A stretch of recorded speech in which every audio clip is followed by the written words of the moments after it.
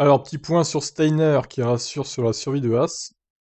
Par contre, la présence de Mazepin, on le doute. Eh ben oui, forcément. Donc, on a vu que précédemment, il y a quelques minutes, le Grand Prix de Russie serait annulé dans les circonstances actuelles. Alors en gros, ça veut dire que si ça s'arrange, en gros, ils iront quand même en Russie. Ils réactiveront les ventes de billets et ils iront quand même. Mais honnêtement, je vois mal comment ça peut s'arranger, hein. Désormais, l'avenir du rallye en F1 et celui de Nikita Mazepin semblent plus que jamais en suspens. Les sanctions diplomatiques et financières annoncées ou à venir, la pression médiatique et politique et tout simplement des questions d'éthique fragilisent aujourd'hui grandement l'avenir du rallye, et par ricochet celui de Mazepin, soutenu financièrement par la firme de son père, proche du pouvoir poutinien. D'ores et déjà, Haas a nettoyé ses F1 aux essais hivernaux de la présence du Ralkali. Nikita Mazepin a bien roulé ce matin, mais sa présence prévue face à la presse a été annulée. Les explications de Gunther Steiner, qui ne s'était jusqu'ici pas exprimé, étaient ainsi très attendues. Le patron de Haas n'a annoncé aucune décision majeure, mais a reconnu qu'une fois la situation évaluée, des choix seraient à faire. Jusqu'à présent, les sanctions officielles n'ont eu aucune influence sur nos activités. Nous devons régler tous les aspects juridiques, dont je ne peux pas parler sur ces sujets. Je le ferai la semaine prochaine, et tout ce que vous venez de dire, nous les réglerons la semaine prochaine. Je ne vais pas le faire aujourd'hui. Nous avons pris la décision hier avec nos partenaires de l'équipe de retirer la marque Uralkali. Je leur ai parlé hier et je leur ai dit qu'il n'y avait aucune raison de s'inquiéter. Nous avons pris la bonne décision pour envoyer un message à tout le monde. Je dois travailler sur le reste de la semaine prochaine. Interrogé sur le futur de Nikita Mazepin, Gunther Steiner a refusé de confirmer clairement que son pilote finira la saison. On commencera même la saison, oui. C'est une question qui dépasse l'équipe américaine aujourd'hui.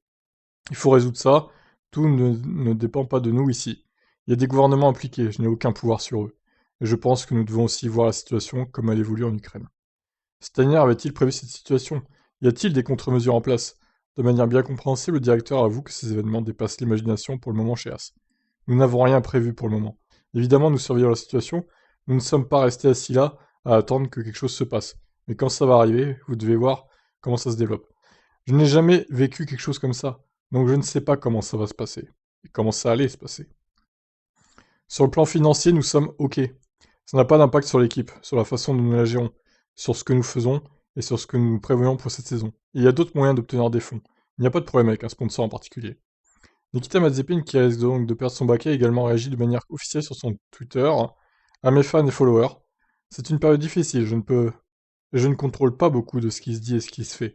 Je choisis de me concentrer sur ce que je peux contrôler, en travaillant dur et en faisant de mon mieux pour As. Mes remerciements les plus sincères pour votre compréhension et votre soutien. Bon, eh ben, je pense que tu vis aujourd'hui ta dernière journée en Formule 1, au moins en 2022, Mazepin, hein, honnêtement, je pense qu'il fera pas les essais de Bahreïn. Ils trouveront un pilote d'ici là pour le remplacer, c'est que dans 2 semaines, donc ils ont le temps de se retourner hein, pour les essais privés de Bahreïn.